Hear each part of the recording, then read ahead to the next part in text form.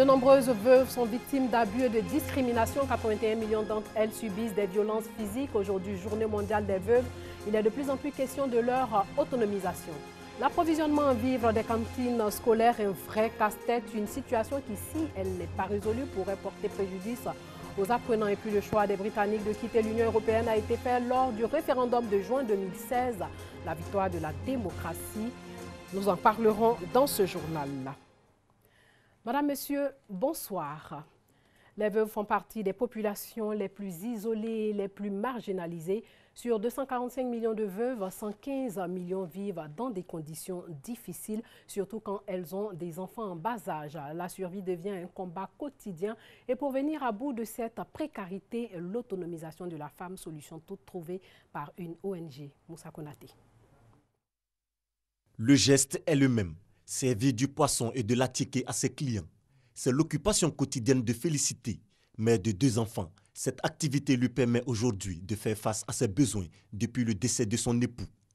Ça a été dur. J'avais les enfants. Je ne savais pas comment faire pour nourrir les enfants. Et les enfants partaient à l'école en décembre. Les enfants venaient d'entrer là. Toute la charge s'est reposée sur ma tête. Tout s'est reposé sur ma tête. C'est ce commerce.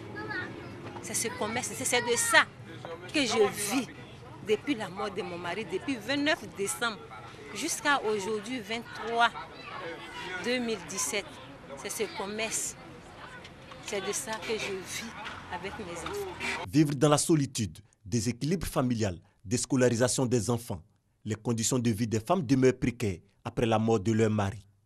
J'ai perdu mon mari le 22 mai 2016, c'est-à-dire l'année passée. Après son décès, j'ai vu que la vie qu'on menait avant, c'est devenu plus difficile qu'auparavant. Vu la charge qu'il m'a laissée, on a eu des enfants. Les enfants sont au nombre de 6, des garçons et des filles. Il y a des bacheliers comme ceux de BPC, qui ont leur bac et BPC. Mais aujourd'hui, vu la situation, beaucoup se retrouvent dans ma main. Je n'ai pas les moyens pour les scolariser. Les femmes veuves, quand les maris meurent, on les maltraite, souvent même on les chasse. Souvent même les enfants sont abandonnés, ça pousse les enfants à rentrer dans la rue. On traite aussi les femmes veuves de sorcières. C'est elle qui a tué son mari, c'est elle qui a empoisonné son mari. Comme elle est sorcière, c'est pour cela que son mari est décédé. Vraiment que ça s'arrête. Quand un homme laisse une femme à elle des enfants, supposons que les enfants ont 1 an à 5 ans, d'autres ont 10 ans à 15 ans. Regardez comme cette femme-là doit lutter pour ses enfants. Parce que ce n'est pas tous les parents qui ont pitié, qui s'occupent de ces femmes, qui regardent ces femmes. Mais c'est la femme seule qui lutte. Quand tu luttes jusqu'à quand ça ne va pas, tu es obligé même de te donner à un homme que tu ne veux même pas. Perdre son conjoint, une étape difficile dans la vie d'une femme, mais loin d'être un frein à son épanouissement. Opinion défendue par l'ONG Femmes Vise, femmes vivant seules avec enfants. Aujourd'hui, je dis comme ça que la situation des enfants de la rue, des microbes, proviennent surtout de ces familles monoparentales, mères et enfants. Et l'ONG œuvre dans ce sens-là, aider ces femmes-là à pouvoir prendre en charge leurs enfants, comment éduquer leurs enfants. Être veuve n'est pas une fatalité. Tu peux être une veuve et puis vivre normalement, vivre bien. Selon des spécialistes, l'autonomisation peut garantir une situation de vie meilleure pour la femme après la disparition du compagnon. Quand on parle aujourd'hui de paupérisation, c'est parce que vous ne faites rien. Quand on vous spolie des biens de votre mari et que vous avez les vôtres, je ne pense pas que vous ne puissiez pas vivre décemment. Et quand vous regardez la population qui est victime, c'est les femmes qui sont dans une situation précaire de travail. C'est-à-dire qu'elles font des petits métiers où elles ne font rien. Sinon, quand vous prenez une femme qui gagne bien sa vie, une femme qui fait ça, quand il y a un veuvage, elle ne se retrouve pas dans des petits quartiers. Parce qu'elle-même, parce qu'on dit autonomisation, c'est la prise en charge de soi-même. Selon l'ONU, elles sont plus de 250 millions de veuves dans le monde. Parmi elles, 115 millions vivent dans des conditions d'extrême pauvreté et 81 millions victimes de violences physiques. Le 23 juin est donc la journée mondiale consacrée aux veuves. Il s'agit de marquer un pas et penser à ces femmes qui vivent déjà sous le poids de l'absence de leur époux. Difficile donc d'être veuve, difficile aussi d'aller à l'école loin de sa maison. Il est de plus en plus difficile d'approvisionner les cantines scolaires en vivres, bien que les partenaires soient toujours engagés à appuyer le système éducatif. La quantité des vivres s'amenuise. Conséquence, le nombre de bénéficiaires, les élèves a considérablement baissé. Pourtant, les cantines scolaires ont contribué à l'amélioration du taux de scolarisation. Qu'est-ce qui explique cette situation et quelles solutions pour pallier cette insuffisance? Charles Tatou nous dit tout dans ce reportage. Le manque de repas de midi est à la base de la baisse du rendement scolaire et de la réduction du taux de scolarisation, surtout en zone rurale. Dans les années 70-80, à midi, il arrivait même de préparer nous-mêmes ou bien même de rejoindre nos parents dans les champs pour pouvoir manger et revenir. Nos camarades d'école ici ont dû abandonner l'école. L'enfant, il vient à l'école, à midi, il me trouve au champ, il ne revient plus. Et puis, fin d'année aussi, il n'a pas sa moyenne. Des fois, il a 2 de moyenne. Face à cette situation, la Côte d'Ivoire a mis en place, depuis 1989, un vaste programme de développement des cantines scolaires. Ce maintien des élèves tout au long de leur cursus, certaines institutions financières, partenaires au système éducatif, s'engagent à y participer. En témoigne le don des cantines scolaires avec équipement fait par la Fondation BOA à l'EPP Polonou dans le département de Didiéville. Valeur de ce don, plus de 20 millions de francs CFA. Un geste apprécié à sa juste valeur par tous les acteurs locaux du système éducatif. Avec ce bâtiment, la Côte d'Ivoire dispose aujourd'hui de près de 5500 cantines, dont 191 pour la région du Bélier. Mais malgré l'engagement de certaines structures financières à contribuer à leur accroissement, une réalité met en mal leur bon fonctionnement, depuis le désengagement du PAM. Il s'agit de l'impuissance des communautés rurales quant à leur participation à la dotation de celles-ci en vivres. Cette année, la saison était très mauvaise. On a essayé, mais on n'a rien obtenu. Les parents devaient nous donner des vivres à l'école. On a tenu la réunion avec eux. Bon, ils ont promis, mais finalement, on n'a rien reçu. Cette année, on a fonctionné avec les vivres de l'État seulement. La prise en charge d'une cantine coûte un peu cher. Ça revient à plus de 3 700 000 au niveau de 100 jours d'école, en comptant 180 enfants qui mangent chaque midi. Si nous ramenons ça au nombre de cantines, ça fait plus de 17 milliards qu'il faut débourser pour que les enfants mangent toute l'année. Ni les parents, ni l'État, ni même les partenaires techniques et financiers, ni même la communauté ne peuvent seuls supporter cela. Les responsables du système éducatif souhaitent l'implication des collectivités décentralisées et des mutuelles de développement dans l'approvisionnement des cantines en vivres. Sachez que la Conférence nationale des directeurs de publication de Côte d'Ivoire a un nouveau président. Il a été élu lors du 3e congrès des patrons d'entreprise, ici même à Abidjan. Il se nomme Youssouf Touré. La rencontre a permis aux différents directeurs de publication de continuer à informer les populations dans le respect des règles d'éthique et de déontologie du métier de journaliste. Il est chargé au sein d'une entreprise de presse de rendre public le journal, l'ouvrage ou tout écrit. Le directeur de publication est surtout le garant du contenu, y compris en droit pénal de la diffamation, car il représente l'actionnaire.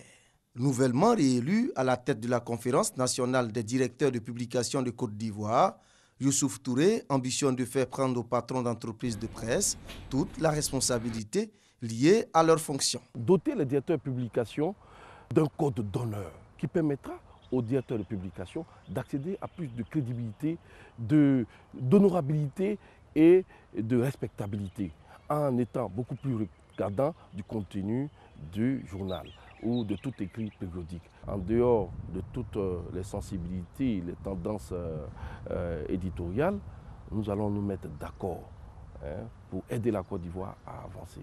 Le 3e congrès des directeurs de publication recommande l'organisation des ateliers périodiques, des tables rondes, des séminaires sur la formation aux techniques de management des entreprises, la gestion financière, ainsi que des conférences sur la qualité des écrits.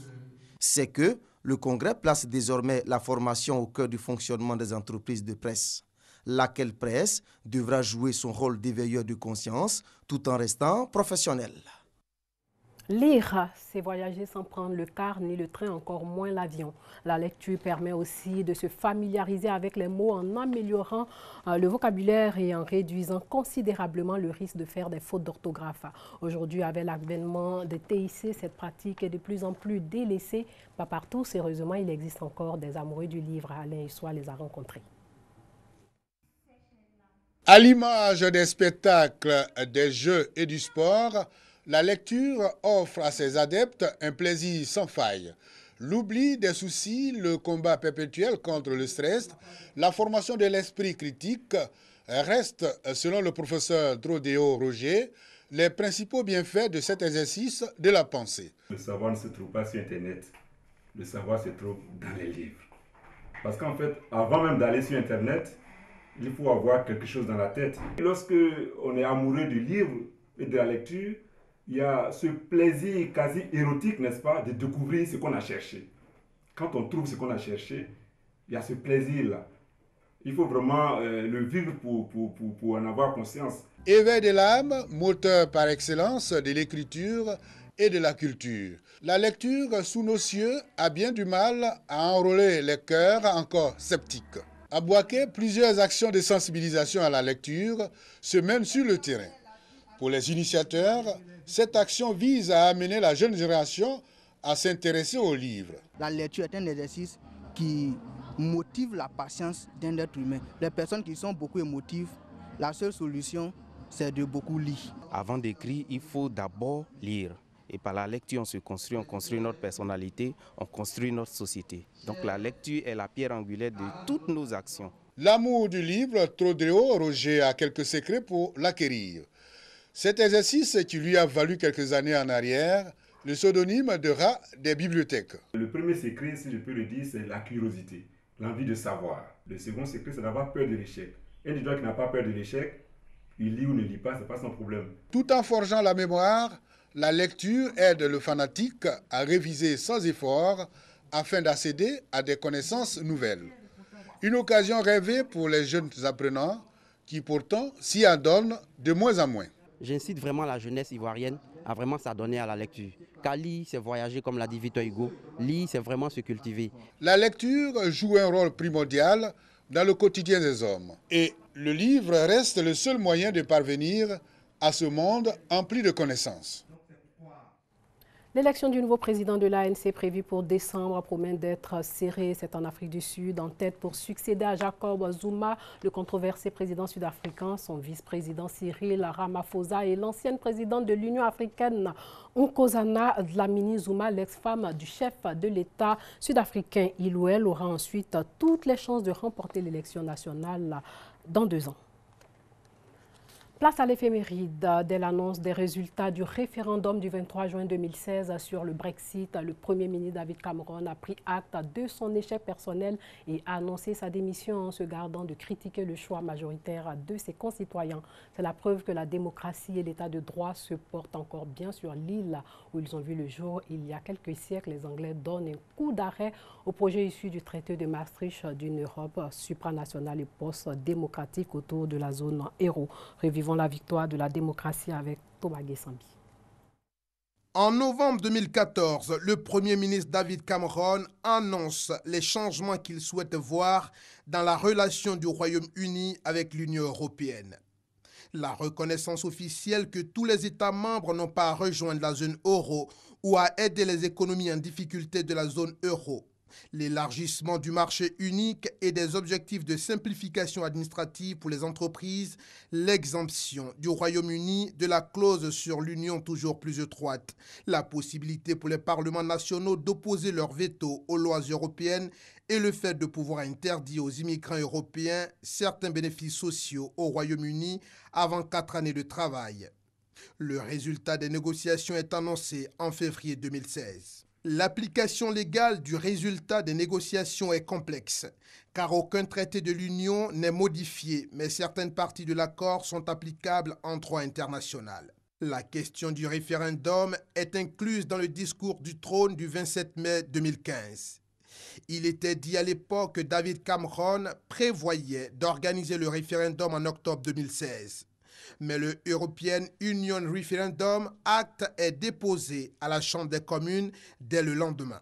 Le 20 février 2016, quelques heures après la conclusion de l'accord, David Cameron tient une réunion de cabinet à l'issue de laquelle il annonce que le référendum aura lieu le 23 juin 2016 et qu'il recommande au peuple britannique de voter pour le maintien. Le 20 février 2016, le Premier ministre David Cameron annonce que le référendum aura lieu le 23 juin 2016. Dans 27 jours, c'est le grand jour pour le 8e jeu de la francophonie. Au cœur de ces jeux, l'éducation, la formation, l'enseignement supérieur et aussi la recherche. Voilà, c'est tout pour ce soir. Merci de nous avoir suivis. Surtout, portez-vous bien.